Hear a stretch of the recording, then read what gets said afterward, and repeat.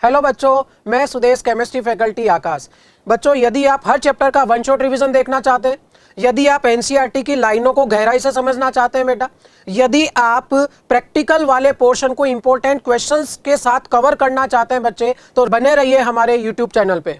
बच्चों, अपन one shot revision mole concept का कवर कर चुके हैं, उसमें एनसीईआरटी का मैक्सिमम पोर्शन अपन ऑलरेडी कवर कर चुके हैं। फिर भी बाय द वे अगर कोई लाइन रह जाती है तो अपन एनसीईआरटी को लाइन बाय लाइन और उसके अंदर भी जो मेन इंपॉर्टेंट बातें बेटा वो यहां से अपन पढ़ते हुए चलेंगे। इसके अंदर आइए बढ़ते हैं बेटा। इसके अंदर स्टार्टिंग जो पोर्शन है बेटा वो एक्चुअली हिस्ट्री का पोर्शन है कि किस तरह से क्या चीजें कवर हुई। कुछ विशेष नहीं, नॉर्मल आप रीडिंग लगा करके इसके अंदर बच्चों आगे बढ़ सकते हैं। विशेष बात इसके अंदर नहीं आ जाती है। यहां से शुरू होता है इंपॉर्टेंस ऑफ केमिस्ट्री। यहां पर भी बेटा जो सवाल बन सकता है, अगर मैं अपने हिसाब से बताऊं तो यहां लिखा हुआ है बेटा कि सिस्प्लेटिन और Taxol which are effective in cancer therapy. पहला पॉइंट याद आता है याद रखने के लिए बेटा कि सिस्प्लेटिन तो आप कोऑर्डिनेशन केमिस्ट्री में भी पढ़ते हो, और साथ में टैक्सोल जो है वो इफेक्टिवली यूज करा जा सकता है कैंसर थेरेपी में। ऐसे ही एजिडोथायमिडीन जो है वो भी यूज करा जा सकता है एड्स के पेशेंट के इलाज के लिए बेटा। इंपॉर्टेंस के अंदर यहां पर नेक्स्ट आ जाता है स्टेट्स ऑफ मैटर। बच्चों, स्टेट्स ऑफ मैटर की अगर अपन बात करें तो ओवरऑल 3 स्टेट आप ओवरऑल पढ़ते हैं, सॉलिड, लिक्विड और गैस। वो छोटे छोटे से पॉइंट जो छोटी क्लासेस के अंदर भी आ जाते हैं कि सॉलिड जो है उनके अंदर डेफिनेट वॉल्यूम और डेफिनेट शेप होती है। लिक्विड की अगर बात करें अपन बेटा तो वॉल्यूम तो फिक्स होता है, लेकिन शेप वो जिस कंटेनर में, जिस पॉट में आप लिक्विड को डालोगे उसी की शेप एक्वायर कर लेगा। और यदि अपन बात करेंगे गैस की तो उसके लिए ना शेप फिक्स होती है ना ही उसका बच्चों वॉल्यूम फिक्स होता है। अगर आप सॉलिड को गर्म करेंगे तो सॉलिड को गर्म करने पर वो लिक्विड में बदलेगा और गर्म करेंगे तो गैस बनेगा। यदि आप गैस को ठंडा करेंगे तो लिक्विड बनेगा और लिक्विड को ठंडा करेंगे तो सॉलिड बन जाएगा बच्चों। बात आ जाती है मैटर की। मैटर क्या बेटा?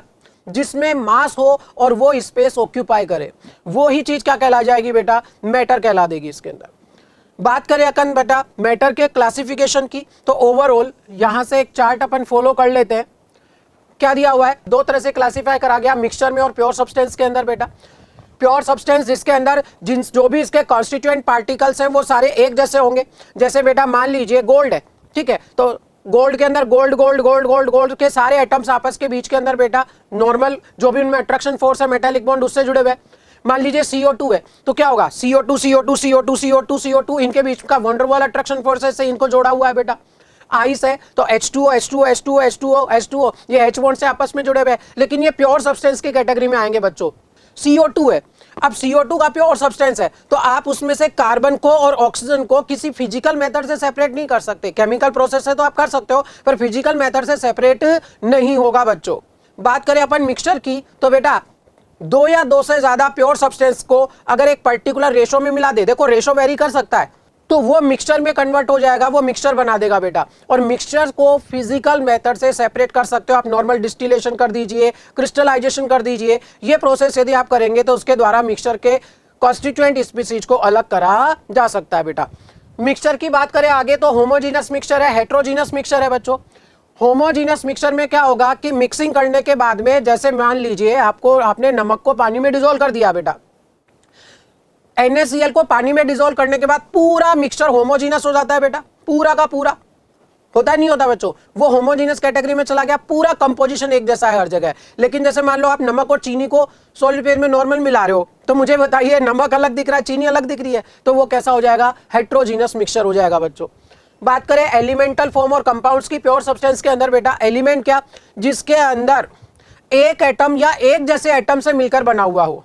अब वहां 2 कैटेगरी हो सकती है, एटम भी हो सकता है, मॉलिक्यूल भी हो सकता है। समझना भाई, जैसे आपने बेटा ऑक्सीजन ले लिया सिर्फ O तो वो एटम की फॉर्म में एलिमेंट है, और आपने बेटा O2 लिया तो वो मॉलिक्यूल की फॉर्म में एलिमेंट हो जाएगा। कंपाउंड के अंदर क्या रहेगा? एक से ज्यादा एलिमेंट्स मिलकर के बेटे कंपाउंड बनाएंगे तो इसके अंदर कैटेगरी आ जानी है क्या बच्चों? जैसे एग्जांपल ले लिया CO2, आपने कार्बन और ऑक्सीजन मिलकर के CO2 बना रहे। क्या ये बातें क्लियर है बच्चों यहां तक की? नेक्स्ट आ जाता है फिजिकल एंड केमिकल प्रॉपर्टीज बच्चों। Physical properties can be measured और observe without changing the identity of the composition of the substance. बेटा फिजिकल प्रॉपर्टी जैसे आप मेल्टिंग पॉइंट की बात कर रहे हैं बेटे, कलर की बात कर रहे हैं, बॉइलिंग पॉइंट की बात कर रहे हैं, डेंसिटी की बात कर रहे हैं, तो बेटा आप उसमें स्पीसीज का कंपोजिशन बदले बिना भी देख सकते हैं, ऑब्जर्व हो सकती हैं। लेकिन अगर जैसे केमिकल प्रॉपर्टीज की बात करें बेटा, केमिकल प्रॉपर्टीज में आ गया बेटा कंबस्टिबिलिटी, रिएक्टिविटी। अब भाई एक चीज बताओ, कंबस्टिबिलिटी चेक करने के लिए आपको कंबशन कराना तो पड़ेगा ना। अब कंबशन कराओगे मतलब ऑक्सीजन से रिएक्शन कराओगे, ऑक्सीजन से रिएक्शन कराओगे तो कंपोजिशन सेम कैसे रहेगा? मीथेन है, मीथेन का आपने कंबशन करवाया तो उससे CO2 बना, H2O बना, कंपोजिशन फिक्स रहा कि बदल गया? तो वही ये कह रहा है यहाँ पर बेटा, क्या कि द मेजरमेंट और observation of chemical properties required a chemical change to occur. एक केमिकल चेंज होगा तभी आपको केमिकल प्रॉपर्टी ऑब्जर्व हो पाएगी बेटा। नेक्स्ट आते हैं इसके अंदर अपन आगे, मेजरमेंट ऑफ फिजिकल प्रॉपर्टीज। इसमें जो मेन बातें निकल के आती हैं बेटा वो क्या, बेसिकली इसके अंदर बेटा आपको SI यूनिट देख लेनी है। इसके अंदर देखो लेंथ के लिए SI यूनिट मीटर काम आती है, आप सब जानते हो, विशेष कुछ नहीं। मास के लिए ध्यान रखना किलोग्राम। बोले सर जानते हैं, अरे बेटा जानते हैं, मैं भी समझ सकता हूं, लेकिन कभी कभी बच्चा भावुकता में किलोग्राम की जगह ग्राम टिका देता है, जबकि मास की SI यूनिट किलोग्राम है। टाइम की यूनिट बेटे सेकंड हो जानी है, करंट की यूनिट बेटा एम्पियर हो जानी है, टेम्परेचर के लिए केल्विन हो जाना है, अमाउंट ऑफ सब्सटेंस के लिए मोल हो जाना है, और जो एक्स्ट्रा ध्यान रखना है वो ध्यान रखना है लुमिनस इंटेंसिटी का। लुमिनस इंटेंसिटी के लिए बेटे यूनिट आपकी रह जानी है कौन सी, कैंडेला। कम से कम ये दो आप अलग से ध्यान रखें, बाकी आप वैसे भी टिक कर लोगे, कोई दिक्कत नहीं आएगी बच्चों। कुछ डेफिनेशंस आपको दी गई हैं SI यूनिट की बच्चों, ऑलरेडी आप पढ़ चुके हो कि एक मोल में मतलब 6 × 10⁻23 स्पीसीज होती हैं। कुछ आपको प्रीफिक्स दिए हुए 10 की पावर्स के। बेटा देखो यहाँ इस प्रीफिक्स वाली टेबल से सवाल आज तक तो नहीं आया, लेकिन अपन इग्नोर नहीं कर सकते, NCERT में दिया हुआ है तो मैं आपको राय दूंगा कि एक बार जरूर थोड़ा सा पढ़ जाइएगा। हाँ, इसमें से बहुत सारे ऑलरेडी आप जानते हो। देखो पिको आप जानते हो, नैनो आप जानते हो, माइक्रो, मिली, सेंटी, डेसी, डेका, किलो अच्छे से जानते हो, मेगा अच्छे से जानते हो बेटा। अरे इतने तो आप जानते ही हो ना, थोड़े से और एक्स्ट्रा देखना बेटा आपको, कि जैसे फेम्टो हो गया 10⁻−15 हो गया, एट्टो हो गया बेटा 10⁻−18। अरे ठीक है बच्चों, एक NCERT कवरेज के हिसाब से एक बार इसको भी देख लेने में कोई बुराई नहीं है बेटा। अब यहां पर आ जाते हैं बेटे कुछ मेजरमेंट वाली बातें। पहला दे दिया इन्होंने मास एंड वेट, बहुत बेहतरीन लाइन मुझे यहां पर यह महसूस हुई बेटा। Mass of a substance is the amount of matter present in it, while weight is the force exerted by gravity on an object।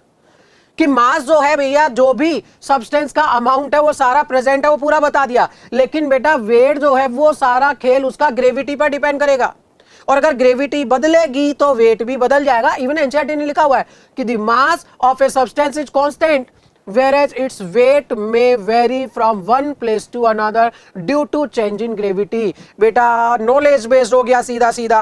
अगर लाइन उठ के आ जाएगी तो जिसने NCERT की रीडिंग लगाई है, या हो सकता है आपके फिजिक्स में आता हो, मुझे वहां ध्यान नहीं है बेटा, बहुत बढ़िया सवाल बनेगा बेटा इसका। चले आगे बच्चों, मास की SI यूनिट किलोग्राम है, जिसमें 1000 ग्राम होता है। वॉल्यूम की अगर बात करें यूनिट की बेटा, तो देखो वॉल्यूम की SI यूनिट जो होनी है बहुत सिंपल समझना भाई, वॉल्यूम में लेंथ का क्यूब होना है। अब लेंथ की यूनिट थी मीटर, तो वॉल्यूम की SI यूनिट मीटर क्यूब हो जाएगी। वॉल्यूम की SI यूनिट कौन सी हो जाएगी बच्चों, मीटर क्यूब। पहला पॉइंट तो ये ध्यान रखना है। दूसरा पॉइंट कुछ कन्वर्जन है इसके अंदर, कि 1 लीटर बराबर 1000 ml बराबर 1000 सेंटीमीटर क्यूब, 1000 cc भी कह दीजिए। साथ में ये 1 डेसीमीटर क्यूब भी होता है बेटा, 1 लीटर ही 1 डेसीमीटर क्यूब होता है। और अगर अपन इसको SI यूनिट मीटर क्यूब में कन्वर्ट करें तो बेटा समझना बहुत सिंपल है, ये 1000, अब हर एक सेंटीमीटर यहाँ 3 बार है, उसको मीटर में बदलो तो 3 बार 10⁻⁻2 मीटर आएगा। अरे बोलो बच्चों, 3 बार 10⁻⁻2 मीटर आएगा, ये मीटर क्यूब में आ गया। तो ये था 10⁻³ प्लस का, 10⁻6 माइनस का, देन आ गया 10⁻³ मीटर क्यूब। क्या बच्चे बात क्लियर आप लोगों को? ये डेंसिटी की बात करें तो डेंसिटी बेटा मास अपॉन वॉल्यूम। अब मास की SI यूनिट आपको बार बार डिस्कस हो चुकी है, किलोग्राम है, और वॉल्यूम की SI यूनिट मीटर क्यूब है, तो डेंसिटी की SI यूनिट क्या हो जाएगी बेटा, किलोग्राम पर मीटर क्यूब। बात करें बच्चों टेम्परेचर की, डिग्री सेल्सियस है, फ़ारेनहाइट है, केल्विन है, ये सब लेके चलते हैं, लेकिन SI यूनिट कौन सी थी बेटा इसके अंदर, केल्विन। SI यूनिट कौन सी है बच्चों, केल्विन। ध्यान देना, यहां से इंपॉर्टेंट सवाल बन सकता है बच्चों, कि अगर आपके पास डिग्री सेल्सियस में टेम्परेचर है, आप उसे 9/5 से मल्टीप्लाई करिए और उसमें 32 ऐड कर दीजिए तो डिग्री फ़ारेनहाइट में वो कन्वर्ट हो जाएगा। ये ऑलरेडी आप करते आ रहे हैं कि डिग्री सेल्सियस को केल्विन में बदलना हो तो 273.15 उसमें ऐड कर दीजिए। अब एक विशेष बात इन्होंने लिखी हुई है, और उसे समझने के लिए थोड़ा सा आप एक बार स्केल देखिएगा कि सेल्सियस में चल रहा है 0 से 100 तक, पानी का फ्रीजिंग पॉइंट बॉइलिंग पॉइंट ले लिया। फ़ारेनहाइट के अंदर चल रहा है 32 से 212 तक बेटा, और केल्विन में चल रहा है बेटा कहाँ से 273.15 से लेकर के 373 केल्विन तक। और इन्होंने ये भी कहा है, it is interesting to note that temperature below 0 degree Celsius are possible in Celsius scale, but in Kelvin scale negative temperature is not possible. क्योंकि बेटा 0 केल्विन को ही एब्सोल्यूट 0 बोल दिया जाता है। केल्विन की अगर मैं बात करूं तो इन्होंने साफ सुथरा कह दिया कि केल्विन में आप माइनस मेजर मत करिए, डिग्री सेल्सियस में माइनस आप ले सकते हो और फिर उसको उस माइनस को केल्विन में बदलने के लिए 273.15 आप उसके अंदर ऐड कर सकते हैं बच्चों। क्या मेरी बात क्लियर आप लोगों को? भाई 0 डिग्री सेल्सियस ही तो 273.15 केल्विन होता है ना भाई। बढ़े आगे, अनसर्टेनिटी इन मेजरमेंट, कि आप कोई प्रैक्टिकल कर रहे हो और मेजरमेंट करते हुए भी उसके अंदर थोड़ी बहुत अनसर्टेनिटी रहती है। भाई ह्यूमन एरर हो सकती है ना बेटा, कि प्रैक्टिकल करते वक्त थोड़ी सी मेजरमेंट एरर हो गई हो, और उसे समझने के लिए कुछ जानकारियां पहले एनसीईआरटी दे रहा है। उन्होंने ये भी आपको समझाया यहाँ पर कि साइंटिफिक नोटेशन होता क्या है और जरूरत क्यों पड़ी। बहुत सिंपल सी बात है। देखिए एक ये नंबर दिया हुआ आपको, अरे सोचो आप 6 × 10⁻23 है, आप 10⁻23 की जगह अगर सारे 0 6 के साथ लिखो तो सोचो कितनी बड़ी वैल्यू आपको लिखनी पड़ेगी, और इतनी बड़ी वैल्यू लिख कर बार बार कैलकुलेट करना आसान तो होगा नहीं। तो साइंटिस्टों ने क्या करा कि उसको साइंटिफिक नोटेशन में कन्वर्ट करने के लिए इतनी बड़ी वैल्यू के लिए कहा कि इसको 10 की पावर्स में लिखना शुरू कर दीजिए, ताकि कैलकुलेशन करना थोड़ा सा आसान हो जाए। और साइंटिफिक नोटेशन में कन्वर्ट करने के लिए नोटेशन दिया गया n × 10⁻⁻⁻ स्मॉल n बच्चों, और जहां पर n के लिए क्या कहा गया कि n वेरी करेगा 1.00 से लेकर 9.999 तक बेटा। यानी आपको क्या करना है कुल मिलाकर के कि एक डिजिट छोड़ करके उसके आगे डेसिमल चिपका देना है, समझ गए। और उसके अंदर जैसे ये वैल्यू थी बेटा 232.508, अगर मैं इसको साइंटिफिक नोटेशन के टर्म्स में लिखूं तो मुझे एक डिजिट छोड़ देनी है बस। तो इसको मैं डेसिमल को जब यहां शिफ्ट करूंगा तो कितने शिफ्ट करूंगा, 2 शिफ्ट करूंगा, तो ये बेटा आ जाएगा 10 की पावर +2, 2.32508 × 10⁻²। अब ये साइंटिफिक नोटेशन में कन्वर्ट हो गया। समझ रहे हो बच्चों मेरी बात आप लोग? अगर आप राइट से लेफ्ट की तरफ जाते हैं, इसका अर्थ हुआ कि आपने इसको 100 से डिवाइड करा एक तरह से, और 100 से डिवाइड करा, इसका मतलब 100 से मल्टीप्लाई भी करो मैथमेटिकली, तो वो 10 की पावर 2 इसमें आ गया। मेन मुद्दा ये कि राइट से लेफ्ट गए तो प्लस में आएगा बच्चों, और यदि आप लेफ्ट से राइट गए, यहां आप 1 के बाद डेसिमल लगाएंगे तो 1 2 3 4, तो यहां पर आप 10 की पावर -4 लगाएंगे बच्चों, क्योंकि एक तरह से 10 की पावर 4 से आप मल्टीप्लाई कर चुके हो, तो 10 की पावर 4 से डिवाइड करो। 10 की पावर क्या बोला मैंने, 10 की पावर -4, जो भी बोला 10 की पावर क्या आएगा बच्चों, -4। बात क्लियर है? अरे राइट से लेफ्ट गए तो प्लस में रहना है 10 की पावर, लेफ्ट से राइट में आए तो माइनस रहना है। ये बहुत छोटी बातें हैं बेटा, जल्दीबाजी में एरर हो जाती है एग्जाम में, इसलिए बात कर रहा हूं बच्चों। मल्टीपल एंड डिवीजन के अंदर क्या करना है कि 10 की पावर x × 10 की पावर y यदि आता है और बेस वैल्यू यदि सेम हो बच्चों, तो 10 की पावर्स आपस में ऐड कर दी जाती हैं। और यदि बेटा आप इसे डिवाइड करके चलें 10 की पावर x/y, तो बेटा ऊपर जाकर के ये -y हो जाना है। क्लियर है बच्चों? ये तो आ जाएगा मल्टीपल और डिवीजन के अंदर। एडिशन और सब्ट्रैक्शन के अंदर बच्चों अगर बात करें तो वास्तव में आप वहां पर काम क्या कर सकते हैं, जैसे मान लीजिए 10 की पावर 2 और 10 की पावर 5 को ऐड करना है, तो एक तरीका तो ये है बेटा आप इनमें से किसी एक को कॉमन ले लीजिए और कॉमन लेके पूरा प्रोसेस करिए। एक तरीका ये है बेटा कि छोटी वैल्यू को इग्नोर कर दो सीधा ही।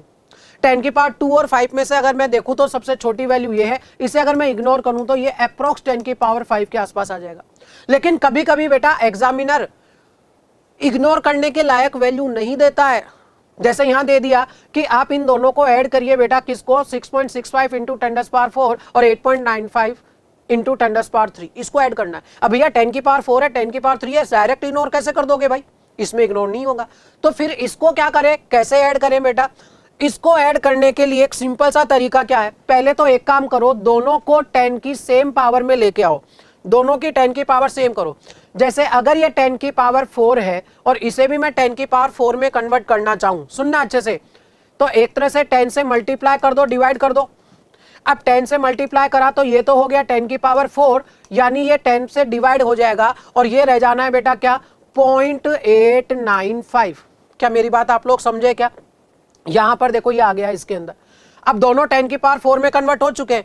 अब 10 की पावर 4 दोनों में से कॉमन ले लीजिए तो सीधा सीधा ऐड हो जाएगा 6.65 प्लस 0.895। क्या आपको तरीका समझ आ गया बच्चों? दोनों को 10 की सेम पावर में ला करके चल दीजिए, चीजें आपके लिए आसान हो जाएंगी बेटा। और अगर बहुत ज्यादा गैप है जैसे 10 की पावर 2 और 5 में था तो उसमें से छोटी वैल्यू को आप नेग्लेक्ट करके चल सकते हैं। नेक्स्ट आ जाता है बच्चों सिग्निफिकेंट फिगर्स। अब बेटा सिग्निफिकेंट फिगर्स की आवश्यकता वास्तव में मेजरमेंट स्केल के लिए ही होती है। बेसिकली मैं कहूं तो मेजरमेंट स्केल के लिए कि कितना सिग्निफिकेंटली आप अपना रिजल्ट बता रहे हैं कि हाँ भैया ये सही है, आप भरोसा रखो, वो वाली बात है बेटा। क्या कह रहा है? Significant figures are meaningful digits. Significant figures are क्या? Meaningful digits which are known with certainly plus 1 which is estimated और अनसर्टेन। कहना क्या चाहता है? जैसे 11.2 ml मेजरमेंट करा गया तो बेटा आप 11 के लिए सर्टेन हो कि हाँ भैया ऐसा आप नहीं होगा कि आपको 12 मिल जाएगा या 10 मिल जाएगा, 11 तो मिलेगा ही सिर्फ बेटा। लेकिन 0.2 जो आया ना आगे, तो जो 2 है वो हल्का सा अनसर्टेन है कि भैया हो सकता है 0.2 की जगह 0.3 रहा हो, आपने गलती से 0.2 मेजर कर लिया हो, 0.1 रहा हो। तो यहाँ पर बेटा 11 तो सर्टेन है लेकिन 2 यहाँ पर क्या है बेटे अनसर्टेन फॉर्म में चला जाएगा। बात क्लियर है बेटा? सिग्निफिकेंट फिगर्स के रूल को अपन ने बेटा वन शॉट रिवीजन में मैंने प्रॉपर एनसीईआरटी के ही एग्जांपल लेते हुए डिस्कस कराए। तो फटाफट से देख लीजिए इसके अंदर कि सारे नॉन जीरो डिजिट सिग्निफिकेंट होते हैं। तो यहां तीन सिग्निफिकेंट फिगर है और यहां पर 2 सिग्निफिकेंट फिगर है। दूसरा पॉइंट आ जाता है जीरो का। अब जीरो 3 तरह के होते हैं, एक जो सबसे आगे आ गया नॉन जीरो से भी आगे, एक जो नॉन जीरो के बीच में आया और एक जो नॉन जीरो के लास्ट में आया।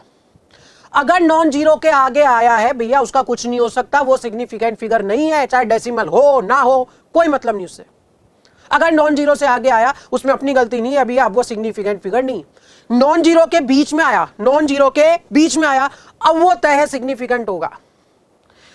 नॉन जीरो के लास्ट में यदि आया तो फिर उसमें डेसिमल बताएगा कि अगर नंबर में डेसिमल है तो नॉन जीरो के आगे वाला सिग्निफिकेंट होगा और अगर डेसिमल नहीं है तो नॉन जीरो के आगे वाला सिग्निफिकेंट नहीं होगा।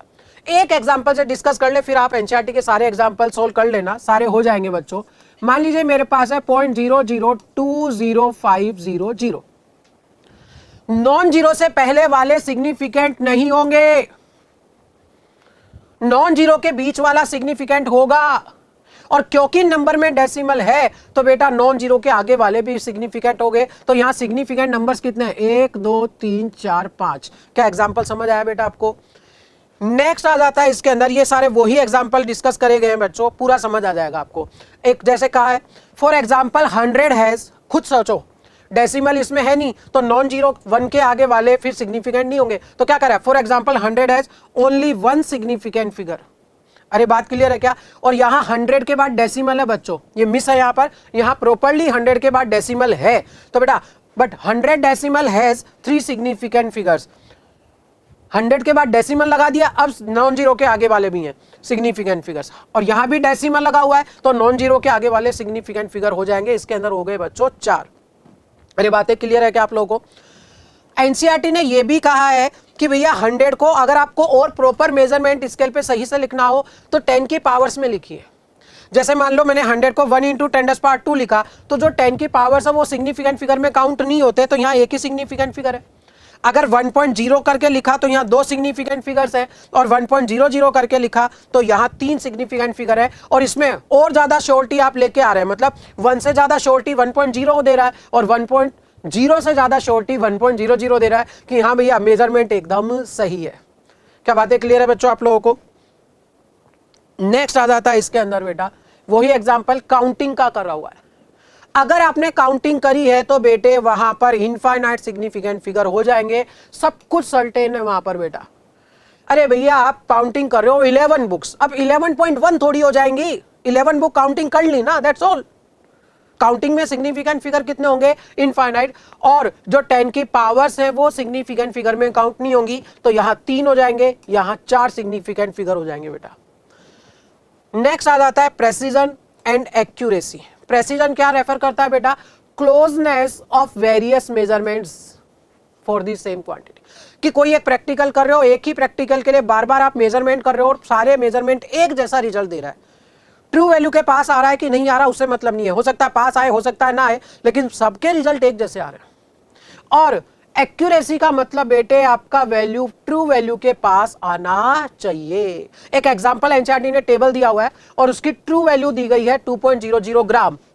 अब यहां पर देखिए स्टूडेंट ए जो है उसका एक्सपेरिमेंट नंबर 1 और 2, तो 2.0 के आसपास ये दोनों ही नहीं है। हाँ 2.0 के आसपास नहीं है मतलब ये एक्यूरेट नहीं है, एक्यूरेट नहीं है। लेकिन क्या दोनों रिजल्ट एक दूसरे के पास पास है बेटा? तो वास्तव में स्टूडेंट फर्स्ट के लिए मैं क्या कह सकता हूं कि ये प्रेसाइज तो है पर एक्यूरेट नहीं है। स्टूडेंट बी, भैया ना तो ट्रू वैल्यू के पास है, ट्रू वैल्यू कितनी थी 2.00 ग्राम, ना तो ट्रू वैल्यू के पास है ना खुद के रिजल्ट पास है, तो ना तो ये प्रेसाइज है ना ही ये एक्यूरेट है बेटा। और तीसरा वाला बेटे प्रेसाइज भी है और एक्यूरेट भी है, दोनों रिजल्ट पास पास भी हैं और एग्जैक्ट ट्रू वैल्यू के पास भी है बेटा। बातें क्लियर आपको? Addition and subtraction in the terms of significant figure क्या कह रहा है बेटा? The result can not have more digits to the right of the decimal point than either of the original numbers. अरे भैया आपको जितने भी नंबर दिए हुए हैं उनके डेसिमल के राइट में जितने नंबर हो वो सारे देख लो, इसमें 2 है, इसमें 1 है और इसमें 3 है, तो जिसमें मिनिमम नंबर हो ना उससे ज्यादा आपके आंसर में भी नहीं होने चाहिए। यहां मिनिमम कितना बेटा, कितना सिग्निफिकेंट मतलब कितना नंबर है डेसिमल के बाद? 1। यहां तो 2 थे, यहां 1 था, यहां 3 था, तो आपके आंसर में भी मैक्सिमम 1 हो सकता है। यानी आप राउंड ऑफ करिए, 2 को राउंड ऑफ करोगे बेटा, इस 2 को राउंड ऑफ करोगे डायरेक्ट गायब हो जाएगा, 5 से छोटा है तो इसका फाइनल आंसर हो जाएगा 31.1। क्लियर है बच्चों? बात करें अपन बच्चों मल्टीप्लीकेशन एंड डिवीजन की, यहां पर नियम क्या कहता है बेटा? The result must be reported with no more significant figures as in the measurement with the few significant figures. बेटा क्या कहना चाह रहा है कि जो आपको वैल्यूज दी गई हैं मल्टीप्लीकेशन और डिवीजन के लिए, उनमें जो मिनिमम सिग्निफिकेंट फिगर हो उससे ज्यादा नंबर किसी के अंदर भी नहीं होने चाहिए। यहां 2 सिग्निफिकेंट फिगर है, यहां 3 है, तो आपके रिजल्ट में उससे ज्यादा नंबर नहीं होने चाहिए। यहां 2 थे, यहां 3 थे, तो मिनिमम जितने थे उतने, यानी आप इसको राउंड ऑफ करके 2 सिग्निफिकेंट फिगर में कन्वर्ट करेंगे। अब जब बेटा देखो 5 से छोटी वैल्यू को राउंड ऑफ करते हैं तो डायरेक्ट इग्नोर कर देते हैं, 5 से बड़ी वैल्यू को राउंड ऑफ करते हैं तो बेटा प्रीवियस में 1 ऐड कर देते हैं, और 5 को राउंड ऑफ करने पर क्या होता है कि अगर पहले इवन नंबर हो तो एज इट इज रखते हैं, ओड नंबर हो तो उसे बेटा अपन 1 ऐड कर देते हैं। तो यहाँ 5 से पहले इवन था, एज इट इज 2 रहेगा, फिर यहाँ पर 2 को राउंड ऑफ करूंगा तो बेटा इसका इसमें प्रॉपर आंसर आ जाएगा कितना 3.1। क्या बातें यहां पर सभी को क्लियर है बच्चों आपको? नेक्स्ट आ जाता है बेटा इसके अंदर डायमेंशन एनालिसिस। कुछ नहीं, देखो सिर्फ यूनिट कन्वर्जन है। क्या कह रहा है बेटा कि आपको 3 इंच दिया हुआ है एक पीस विद मेटल और उसको किस में कन्वर्ट करना है? सेंटीमीटर में। तो बेटा आपको वन शॉट रिवीजन में भी मैंने लिखवाया है 1 इंच बराबर 2.54 सेंटीमीटर है। सीधा सीधा, इतनी रामायण नहीं करनी है आपको। अरे भाई इंच को सेंटीमीटर में बदलना है तो 3 इंच को सेंटीमीटर में बदलोगे तो 2.54 से मल्टीप्लाई कर दो, दैट्स ऑल, है ना। इतना ज्यादा आपको रामायण नहीं चलानी इसके अंदर कि मतलब पता नहीं क्या क्या वैल्यू कन्वर्ट करके देख रहे हो। फिर बोल रहा है 2 लीटर को मीटर क्यूब में बदलो। थोड़ी देर पहले आया था बेटा क्या कि 1 लीटर बराबर 10⁻³ मीटर क्यूब होता है, तो 2 लीटर बराबर कितना हो जाएगा? सिर्फ 2 से मल्टीप्लाई कर दो, इतना ही है। अरे बात क्लियर है क्या बच्चों आपको? नेक्स्ट आ जाते हैं इसके अंदर लॉज ऑफ केमिकल कॉम्बिनेशंस। पहला जाता है बेटा मास कंजर्वेशन, लेवोजियर ने दिया। लेवोजियर ने क्या कहा कि मास बेटा जितना आप रिएक्टेंट का लेके चलोगे उतना ही टोटल प्रोडक्ट में रहना है, मास कंजर्वेशन फॉलो होगा, ना मास क्रिएट हो सकता है ड्यूरिंग रिएक्शन ड्यूरिंग प्रोसेस, ना मास बेटा डिस्ट्रॉय हो सकता है। पर इसका एक एक्सेप्शनल केस है बेटे, याद करो न्यूक्लियर रिएक्शंस, जिसमें E बराबर डेल्टा MC स्क्वायर की टर्म्स में कुछ मास डिफेक्ट जो है वो एनर्जी में कन्वर्ट हो जाता है। दूसरा जाता है लॉ ऑफ डेफिनेट प्रोपोर्शन। प्राउस ने दिया, क्या कहा इन्होंने कि अगर कोई एक कंपाउंड है तो एक कंपाउंड में उसके जितने भी एलिमेंट है उन सबका मास परसेंटेज फिक्स रहता है, आप उसे किसी भी सोर्स से बना लीजिए। इन्होंने क्या है बेटा, इन्होंने यूज लिया है इसके अंदर क्यूप्रिक कार्बोनेट। तो देखो इन्होंने क्या कहा कि नेचुरल सैंपल में भी कॉपर का परसेंटेज फिक्स है, कार्बन का फिक्स है, ऑक्सीजन का फिक्स है, नेचुरल में भी और सिंथेटिक के अंदर भी। ट्रिक क्या थी इसके लिए बेटा कि आपको एक कंपाउंड अगर बना के दिया गया हो बाय डिफरेंट सोर्सेस तो वो लॉ ऑफ डेफिनेट प्रोपोर्शन को फॉलो करेगा और इसी को लॉ ऑफ डेफिनेट कंपोजिशन भी कह दिया जाता है। ये नियम कब फॉलो नहीं होता, मान लीजिए कोई आइसोटोप आ गया तो यहां पर गड़बड़ हो जाएगी बच्चों, बात क्लियर है। और वैसे एक और बताऊं, नॉन स्टोइकोमेट्रिक कंपाउंड में भी ये फॉलो नहीं होता बच्चों। नेक्स्ट आ जाता है law of multiple proportion, Dalton ने दिया। क्या कहा इन्होंने, पहले पूरी लाइन सुने कि जब दो एलिमेंट मिलकर के दो या दो से ज्यादा कंपाउंड बनाते हैं तो किसी एक एलिमेंट के फिक्स मास से अटैच दूसरे एलिमेंट का मास जो है वो एक बेटे होल नंबर रेशो के अंदर होगा। कहना क्या चाहता है पहले वो समझिए, उदाहरण से वही ले लेते हैं जो इन्होंने खुद ने एनसीईआरटी ने दिया है। हाइड्रोजन है और ऑक्सीजन है, हाइड्रोजन और ऑक्सीजन मिलकर के बेटा बना रहे हैं क्या क्या, H2O और H2O2। हाइड्रोजन का वेट लिखूं ऑक्सीजन का, यहां 2 ग्राम, ऑक्सीजन का 16 हो गया और 32 हो गया। तो किसी एक एलिमेंट के फिक्स मास से अटैच दूसरे एलिमेंट का जो मास अगर मैं उसका रेशो निकालूं तो बताओ क्या होल नंबर रेशो में आ रहा नहीं आ रहा। ये क्या था बेटा, लॉ ऑफ मल्टीपल प्रोपोर्शन। अब चाहिए ट्रिक। ट्रिक ये है कि जब दो एलिमेंट सिर्फ दो से ज्यादा नहीं, दो एलिमेंट और उनसे मिलकर बने हुए दो या दो से ज्यादा कंपाउंड, ये हो जाएगी इसकी बच्चों trick. Gay Lussac law of gaseous volume, इन्होंने क्या कहा इनकी बात भी सुन लीजिए बेटा। भैया पीवी बराबर एनआरटी समझिए, आर गैस कांस्टेंट होता है। इन्होंने अपनी जो बात रखी थी वो करी थी बेटा टेम्परेचर प्रेशर की सेम कंडीशन रखते हुए। तो जब टेम्परेचर प्रेशर सेम रखोगे V directly proportional to N आ जाना है, यानी आप बेटे मोल की जगह वॉल्यूम के टर्म्स में भी स्टोइकोमेट्री फॉलो कर सकते हो। जैसे इन्होंने कहा कि हाइड्रोजन ऑक्सीजन वाटर की रिएक्शन हो रही है, क्या रिएक्शन होती है, बैलेंस H2 आधा O2 गिव्स H2O। अरे ये है ना बेटा, यानी इसका एक इसके आधे से रिएक्शन करके इसका एक बनाएगा, तो इसका 100 ml इसके 50 ml से रिएक्ट करके इसका 100 ml बना देगा। फिर आगे एनसीईआरटी ने ये भी लिखा है, देखो बेटा क्या करा है, Gay Lussac's discovery of integer ratio in volume relationship is actually the law of definite proportion by volume. वहां मास की टर्म्स में चल रहा था एक तरह से, और इन्होंने कहा कि एक तरह से ये definite proportion in terms of volume हो जाएगा एक तरह से। बस इतनी सी बात इन्होंने कही बेटा। एवोगाड्रोस लॉ क्या कहता है बेटा, equal volume of all gases at the same temperature and pressure should contain equal number of, अच्छे से देखिएगा क्या, molecules, equal number of molecules। Atom same हो भी सकते हैं नहीं भी बेटा, और नियम में बोला भी किसके लिए गया था, मोलिक्यूल के लिए ही। फिर मैं आता हूं मुद्दे पर। मान लीजिए मीथेन है और 22.4 लीटर है इसका, तो बेटे 1 मोल हो जाएगा, और संख्या में बदलू मॉलिक्यूल्स में तो Na से मल्टीप्लाई हो जाएगा। अगर CO2 का भी 22.4 लीटर होता STP पर तो 1 मोल और संख्या के लिए Na से, तो बताओ इक्वल वॉल्यूम में इक्वल मोल आए कि नहीं आए, और इक्वल मोल आए तो इक्वल नंबर ऑफ मॉलिक्यूल्स भी आ गए। क्या एवोगाड्रो का नियम क्लियर है बच्चों आप लोगों को। सेम टेम्परेचर प्रेशर की बात फिर कर दी है, बात वहीं रिलेट हो रही है, R constant, temperature pressure same, V directly proportional to N. Volume same, mole भी सेम, और मोल सेम तो नंबर ऑफ मॉलिक्यूल्स भी सेम। क्लियर है बच्चों को। नेक्स्ट आ जाता है बेटा इसके अंदर डाल्टन्स एटॉमिक थ्योरी। बच्चों क्या कहा कि matter consist of indivisible atoms, और नहीं तोड़ा जा सकता।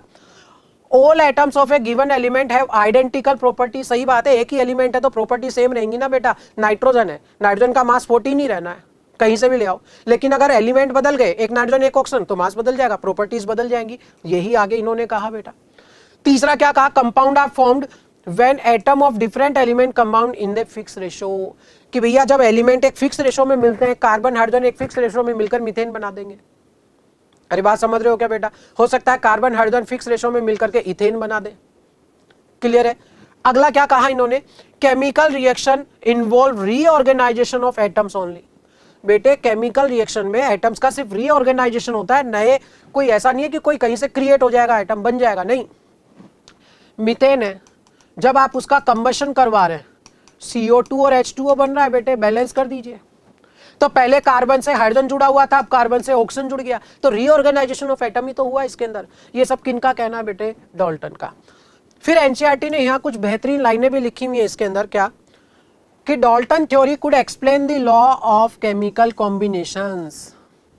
आगे भी लिखा, however it could not explain the law of gaseous volume. Volume वाला फॉलो नहीं कर पाता, बाकी फॉलो कर देता है। साथ में ये भी लिखा it could not provide the reason for combining the atoms. इन्होंने ये भी एक्सप्लेन नहीं कर पाए कि भैया आखिर एटम्स मिलकर के कंपाउंड बना क्यों रहे, इस बात को ये एक्सप्लेन नहीं करते। एटॉमिक मास की बात करें बेटा, जो स्टार्टिंग फेज, देखो आजकल की तारीख में तो क्या है, एग्जैक्ट एक सिंगल एटम का मास मेजर कर सकते हो मास स्पेक्ट्रोस्कोपी टेक्निक के द्वारा। बेटा कौन सी टेक्निक के द्वारा? Mass spectrometry, mass spectrometry. ये सवाल सिंपल सा है बन जाए कि भैया क्या एग्जैक्ट एक एटम का वेट मेजर हो सकता है? बिल्कुल हो सकता है। कौन सी टेक्निक से? मास स्पेक्ट्रोमेट्री से बेटा। लेकिन पहले बेटे इतनी हैवी टेक्निक्स नहीं थी, इतनी हैवी टेक्निक अवेलेबल नहीं थी बेटा। तो उस समय क्या होता था, रिलेटिवली मेजर करा जाता था, और रिलेटिवली मेजर करने के लिए शुरुआत में हाइड्रोजन को यूज लिया गया और उसका मास 1 मान लिया गया एज ए स्टैंडर्ड। फिर उन्होंने कहा कि आगे जाकर के हाइड्रोजन की जगह फाइनली अभी बेटे किसको माना गया है? कार्बन 12 को बेटा। कार्बन 12 आइसोटोप को कंसीडर करा गया है एज ए स्टैंडर्ड। हालांकि मैं बताऊं तो हाइड्रोजन के बाद नंबर ऑक्सीजन का भी आया था, वो फिजिक्स और केमिस्ट्री में दो के अलग अलग मेजरमेंट आ रहे थे, इसलिए ऑक्सीजन को अवॉइड करके फाइनली किस पे आ गए बच्चों? कार्बन पे शिफ्ट हो चुके हैं। बात करें अपन एएमयू की, atomic mass unit. Exactly atomic mass unit होता क्या है बेटा कि कार्बन का एक एटम है, वो भी C12 वाला, उसके मास का 1/12 पार्ट ही 1 AMU कहलाता है, उसी को यूनिफाइड मास यू भी बोला जाता है बेटा। दूसरा पॉइंट कि AMU को ग्राम में बदलना हो तो या तो Na से डिवाइड कर दो या फिर 1.6 इंटू 10⁻24 से मल्टीप्लाई कर दो ग्राम में कन्वर्ट करने के लिए बच्चों। क्लियर है बच्चों? एवरेज एटॉमिक मास बेटा देखो, नेचर में एलिमेंट्स एटम्स हो ना बेटा आइसोटोपिक फॉर्म में होते हैं और उन सबके कुछ ना कुछ परसेंटेज रेशियो रहते हैं बेटा। तो आप जो मास यूज लेते हैं ना वो उनका एवरेज यूज लेते हैं। क्लोरीन 35 है, क्लोरीन 37 है, दो तरह के आइसोटोप उसके, लेकिन उसका मास आप लेते हो 35.5। अब वो कहां से आया भाई? वो उन दोनों का एवरेज है बेटा। एवरेज मास निकालने के लिए बेटा इन्होंने पूरा तरीका भी समझाया। फॉर्मूला क्या पढ़ते हो एवरेज निकालने के लिए बेटा आप लोग? M1x1 M2x2 जितने भी आइसोटोप है divide by x1 plus x2। अरे ठीक है भाई, अगर आप यहां से कार्बन के लिए एवरेज निकालें तो कार्बन 12 वाला मास और वो 98.89% है, प्लस कार्बन 13 वाला वो 1.108 है बेटा, प्लस कार्बन 14 वाला वो 2 इंटू 10⁻10 है, और कंप्लीट डिवाइड कर दीजिए किससे? 100 से। आ जाएगा average atomic mass. Molecular mass में सिर्फ इतना करना है कि सारे एटम्स के मास जोड़ दोगे तो मॉलिक्यूलर मास आ जाएगा। उसके आगे फॉर्मूला मास थोड़ा सा समझने के लिए, फॉर्मूला मास बच्चों ध्यान दीजिएगा आयनिक कंपाउंड्स के लिए होता है। पहला पॉइंट, मेटल नॉन मेटल मिलकर बना हुआ, जैसे एग्जांपल NaCl। अब उसमें फॉर्मूला मास की जरूरत क्यों पड़ी? इन्होंने क्या कहा है बेटा? Such substance such as sodium chloride do not contain discrete molecule as they are constituent units. Discrete form में अवेलेबल नहीं होते, जैसे मीथेन CH4 फॉर्म में अवेलेबल हो गया, CO2 अवेलेबल हो गया, लेकिन NaCl एक अकेला नहीं है। कैसे? एक Na 6 क्लोराइड से सराउंडेड है और एक क्लोराइड 6 Na से सराउंडेड है। ग्लूकोज का मॉलिक्यूलर मास पूछा है बेटा इसने। मॉलिक्यूलर मास, मोलर मास नहीं, मॉलिक्यूलर मास बेटा, यानी एक मॉलिक्यूल का मास, और एक मॉलिक्यूल के मास में बेटा ग्राम में आएगा कि AMU में? AMU में आ जाएगा बेटा 180 AMU।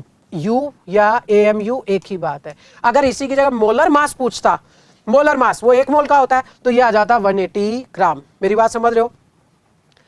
नेक्स्ट आ गया mole concept and molar mass. एक मोल में 6 इंटू 10⁻23 स्पीसीज होती हैं। ग्राम में आपके पास में बेटा बेटा मोलर मास से डिवाइड कर दीजिए, मोल आ जाएंगे। अगर नंबर है तो Na से डिवाइड कर दीजिए, वॉल्यूम लीटर में है तो 22.4 से डिवाइड कर दीजिए, ml में है तो 22,400 से डिवाइड कर दीजिए। लेकिन वॉल्यूम वाला फॉर्मूला तब अप्लाई होगा जब STP कंडीशन हो और साथ ही साथ बेटे वेपर या गैस हो। अरे बात क्लियर है क्या बच्चों आप लोगों को? दूसरी सीधे डेफिनेशन पे आइए। The mass of 1 mole of a substance in gram is called its molar mass. Molecular mass अलग बात, मोलर मास अलग बात बेटा। नेक्स्ट आ जाता है परसेंटेज कंपोजिशन। एक सिंपल सा फॉर्मूला पढ़ा था कि जिसका परसेंटेज कंपोजिशन अपन को निकालना है उसका वेट, पूरे कंपाउंड का वेट डिवाइड कर दीजिए इनटू 100। जैसे एक सिंपल सा उदाहरण है बेटे, मास percentage of hydrogen in water. तो बेटा वाटर की बात करें तो यहां पर इसके अंदर एक हाइड्रोजन का एक है, 2 का 2 हो जाएगा, तो हाइड्रोजन का आ गया ऊपर, नीचे पूरे स्पीसीज H2O का कितना हो गया 18 × 100। बात क्लियर है बच्चों ये। और इसी मास परसेंटेज की सहायता से अपन निकालते हैं क्या बेटा, इंपेरिकल एंड मॉलिक्यूलर फॉर्मूला। अगर बेटा सिंपलेस्ट रेशो है, सिंपलेस्ट होल नंबर रेशो है, तो वो तो है इंपेरिकल फॉर्मूला, और वास्तव में जितने भी एटम प्रेजेंट है एग्जैक्ट नंबर लेके चल रहे हो तो वो हो जाएगा मॉलिक्यूलर फॉर्मूला। कहना क्या चाहता हूं, बेंजीन है C6H6, ये इसका मॉलिक्यूलर फॉर्मूला, और अगर इसी को सिंपलेस्ट में कन्वर्ट कर दिया CH, ये इसका इंपेरिकल फॉर्मूला। जरूरी नहीं है कि इंपेरिकल और मॉलिक्यूलर फॉर्मूला हमेशा अलग ही आए। स्पीसीज का मीथेन है, उसका मॉलिक्यूलर भी CH4 है और इंपेरिकल फॉर्मूला भी CH4 है। बेहतरीन सवाल है, मैंने वन शॉट रिवीजन में इसी सवाल को डिटेल में डिस्कस करा है, एग्जैक्टली यही सवाल लिया था, डेटा यहीं के लिए थे बेटा। फिर से सुन लीजिए कि इस सवाल को सोल्व करने के लिए आप पहले एलिमेंट का परसेंटेज लिख लीजिए बेटा। हाइड्रोजन का है 4.07, कार्बन का 24.27 और बच्चों क्लोरीन का है 71.65। इनके एटॉमिक मासेस से आपने डिवाइड कर दिया,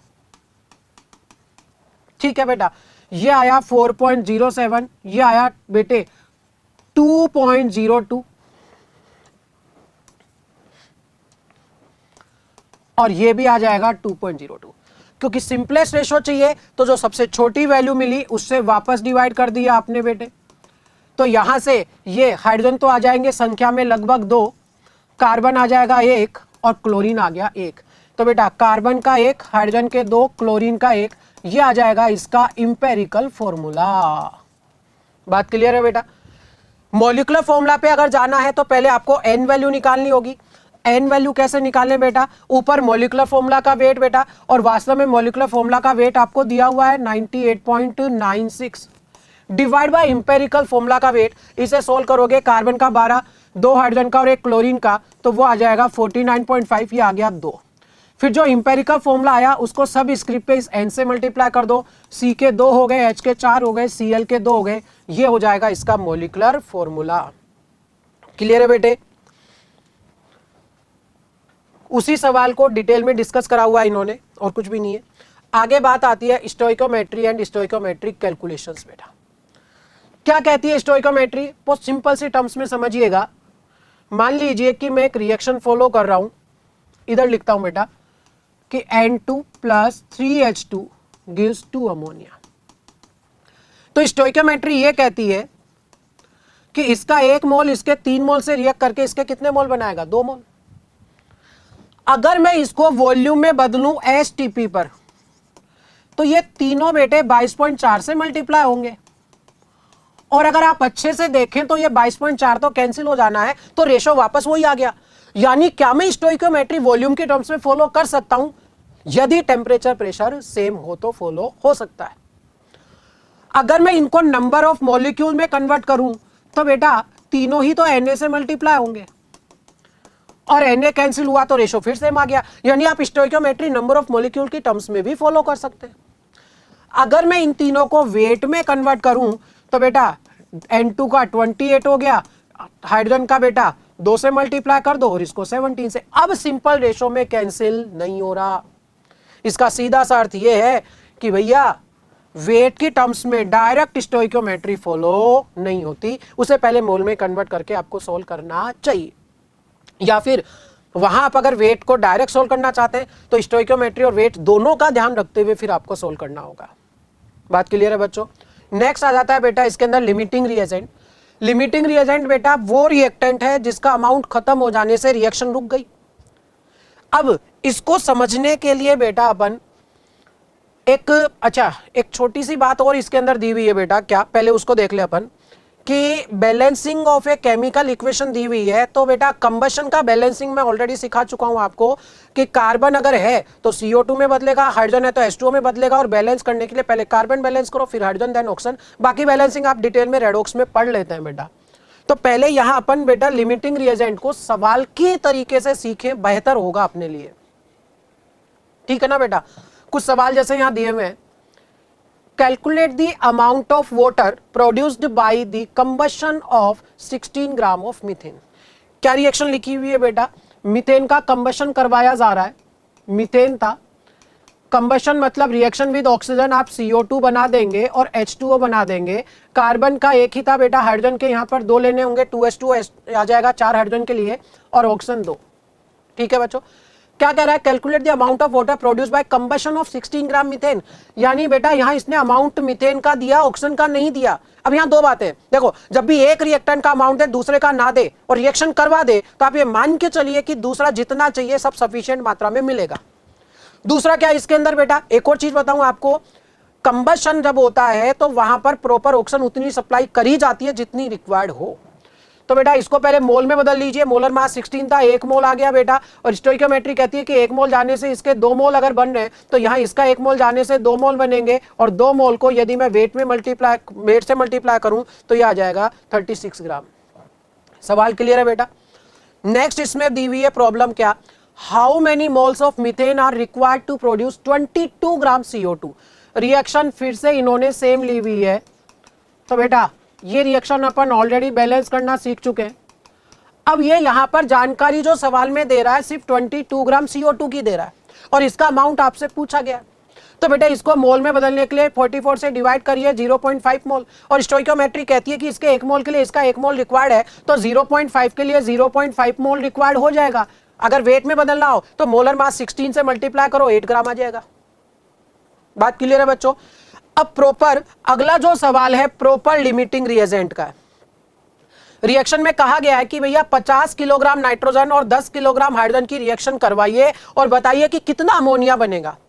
इवन सवाल में यह भी पूछा गया है आइडेंटिफाई द लिमिटिंग रिएजेंट। यहां अपना प्रॉपर LR वाला सवाल क्लियर हो जाएगा, वो भी विद NCERT के क्वेश्चन के साथ में। बेटा आप समझ सकते हो NCERT का सवाल कितना इंपॉर्टेंट होता है। माना कि इजी है, पर बेटा इजी भी गलत हो जाते हैं जल्दीबाजी में। ध्यान से सीखिएगा सवाल को बेटे। रिएक्शन जो होगी N2 plus 3H2 gives 2 ammonia, ये रिएक्शन होनी है बेटा आपके पास। N2 plus 3H2 gives 2 ammonia. सवाल में नाइट्रोजन का वेट दिया गया था बेटे 50 किलोग्राम और हाइड्रोजन का दिया गया था 10 किलोग्राम। किलोग्राम में दिया हुआ है, पहले अपन डिस्कस कर चुके हैं स्टोइकियोमेट्री में कि किलोग्राम में डायरेक्ट रिएक्शन करवाना सही नहीं है, पहले उसे मोल में कन्वर्ट कर लीजिए। मोलर मास N2 के लिए 28 आ जाएगा और हाइड्रोजन का 2 हो जाएगा। तो बेटा ये इनके मुझे बताइए मोल आए कि किलो मोल। बेटा किलोग्राम था तो ये इनके किलो मोल आ चुके हैं इनिशियल। बातें क्लियर है बच्चों। उसके बाद क्या तरीका बताया बेटा आपको, वन शॉट रिवीजन में बाकायदा सिखाया है कि जो भी मोल आपके पास अवेलेबल है, N2 के मोल कितने अवेलेबल है बेटा 50/28, और इसके मोल अवेलेबल है 5। अरे सुन रहे हो मेरी बात आप लोग। मोल लिखने के बाद स्टोइकियोमेट्रिक मल्टीपल से डिवाइड कर दीजिए, इसका 1 ही है और इसका 3 है। अब एक तरीका तो यह है कि आप पूरा डिवाइड करके चेक कर लीजिए, एक तरीका थोड़ा कॉमन सेंस लगाएं, अगर मैं इसको 50-30 भी तो लिख सकता हूं मैथमेटिकली, एक ही बात है ना बेटा। अब बताइए दोनों में से छोटी वैल्यू कौन होगी, ये वाला छोटा मिलेगा, ये LR होगा, और LR बचेगा कि पूरा कंज्यूम होगा रिएक्शन में बेटे, पूरा कंज्यूम होगा। अब बच्चा क्या करता है, मैं पूरी बात सुनना बेटा, गलती कहां होती है। बच्चे ने 5/3 करा, 5/3 करा, उसका 1.66 समथिंग आ गया बेटा 5/3 करने के बाद में, यही आएगा ना बेटा 3 1 2, हाँ 1.66। अब बच्चा क्या करता है, LR निकाला 1.66 आया उसका ये वैल्यू, ठीक है ना। अब वो आगे रिएक्शन इसके 1.66 से कर रहा होता है। भैया यही तो गलती है, ये आपने LR निकाला था और उसे वहीं छोड़ दो। अरे बेटा इसके मोल 1.66 है कि 5 मोल है, 5 मोल है इसके, ना कि 1.66। यही गलती होती है बच्चों से, अच्छे अच्छे पढ़ने वाले बच्चे ये वाली गलती कर रहे हैं। LR निकालना अलग बात, जो अवेलेबल मोल है वो अलग बात। 5 मोल थे, 5 मोल से रिएक्शन करवाइए। और यूनिटरी मेथड कहता है कि जब इसके 3 मोल जाते हैं तो इसके 2 बनते हैं, तो 5 के रेस्पेक्ट में 2/3 इंटू 5 मोल बनेंगे, 2/3 इंटू 5 मोल। और अगर मैं इसको वेट में कन्वर्ट करूं तो 2/3 इंटू 5 इंटू अमोनिया का मोलर मास हो जाएगा 17। ये हो गया 5 2 10, ये आया 170/3। बेटा डिवाइड कर लीजिए, आंसर आ जाएगा किस यूनिट में, किलोग्राम में आ गया बेटा ये। और लिमिटिंग रिएजेंट हाइड्रोजन। बच्चों अभी LR वाली बातें क्लियर आप लोगों को। नेक्स्ट आ जाता है बेटा इसके अंदर कंसंट्रेशन टर्म्स। देखिए बच्चों कंसंट्रेशन टर्म्स एनसीईआरटी ने जो दी गई है, अगर उसकी बात करूं, wait percentage, mole fraction, molarity और मोलैलिटी, एनसीईआरटी ने इतने दिए हुए, वन शॉट में अपन ने सारे लिख लिए बेटा। यहां कौन कौन सी कंसंट्रेशन ऐसी हैं जो टेम्परेचर पर डिपेंड नहीं करती, फटाफट बोलिए बेटा। ना तो मोलैलिटी पे डिपेंड करता है, इसके फॉर्मूला में वॉल्यूम नहीं आता, ना मोल फ्रैक्शन डिपेंड करता है, ना मास परसेंटेज, और मोलरिटी जो है वो टेम्परेचर बदलने के साथ में चेंज हो जाता है। और यहां बेटे अगर अपन आगे बढ़े, डिटेल्ड इंफॉर्मेशन यहां दी गई है। पहली आ जाती है कौन सी, मास परसेंटेज वाली बेटा। Mass percentage, weight percentage, species का वेट बाय कंपाउंड का वेट इनटू 100।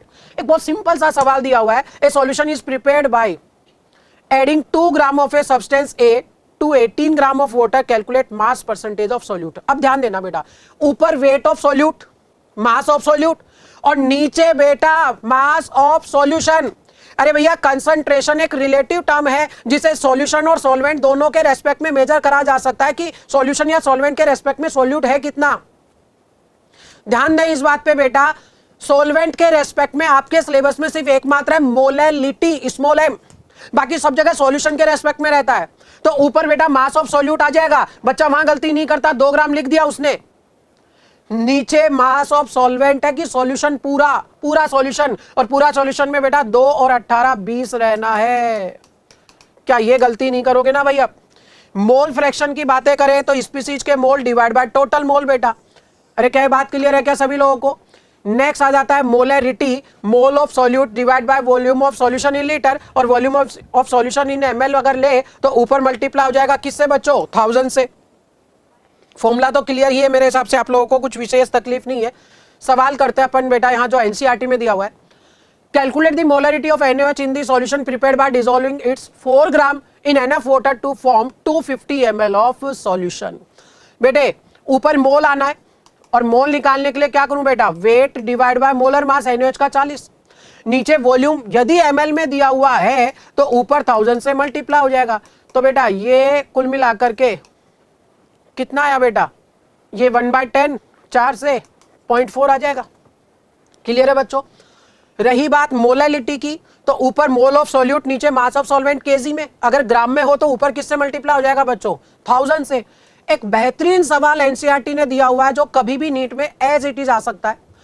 मोलैरिटी गिवन है, डेंसिटी गिवन है, और आपसे पूछी गई है मोलैलिटी। याद करो बेटा फॉर्मूला, मोलैलिटी बराबर molarity into 1000 divide by density into 1000 minus molarity into molar mass of solute. तो यहां मोलैरिटी बेटा 3 है, डेंसिटी आपको दी गई है 1.25 इंटू 1000 यहां जाना है, और बच्चों माइनस क्या करना है, molarity 3 into molar mass NaCl का कितना हो जाएगा बच्चा, 58.5। करिए सोल्व, आंसर आ जाएगा। तो ये था बेटा अपना मोल कॉन्सेप्ट का एनसीईआरटी का कवरेज पूरा का पूरा। इससे पहले जो वन शॉट रिवीजन आपको भेजा गया बेटा उसे पूरा देखिए, देन इसे कवर करिए, और फिर अपन बेटा क्वेश्चंस का भी एक सेशन करेंगे। और बेटा बिल्कुल मत डरिए, कितना भी टिपिकल से टिपिकल आपका चैप्टर हो, ये वन शॉट रिवीजन सीरीज पूरी देखने के बाद में आपका कोई भी चैप्टर ऐसा नहीं रहेगा जिसमें आपको तकलीफ हो बेटा। तो बने रहिए हमारे साथ बेटा ये सारी चीजें कवर करने के लिए। ओके बच्चों, थैंक यू।